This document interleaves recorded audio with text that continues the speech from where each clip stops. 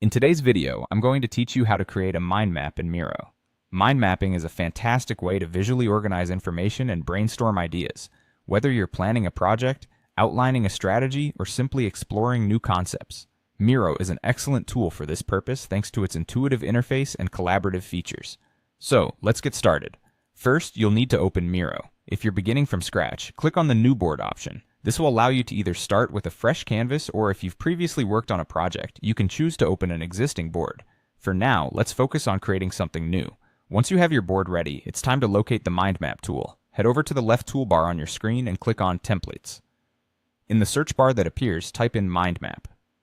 You'll see a selection of templates designed specifically for mind mapping. Choose one that suits your needs and click Use Template to add it to your board. This template will serve as the foundation for your mind map. Now that your template is set, it's time to define your central idea. This is the core concept around which your entire mind map will revolve. Look for the main node in the center of your map. Click on it, and you'll be able to edit the text. Type in your central idea, something like project plan or marketing strategy. This will act as the anchor for your thoughts and ideas, setting the direction for your map.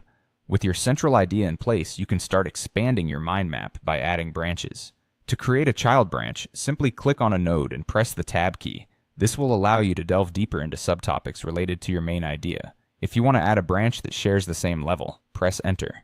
As you continue to build, you'll see your ideas and connections come to life in a structured, yet flexible format. Customizing your mind map can further enhance its effectiveness. Miro offers various options to tailor your mind map's appearance. You can change colors to differentiate branches, adjust shapes and line styles for better clarity, and even drag nodes around to rearrange the layout automatically. Adding icons, images, or notes can also help clarify points and make your map more visually engaging. One of the standout features of Miro is its collaborative capabilities. You can invite teammates to join, allowing them to edit or comment on the map.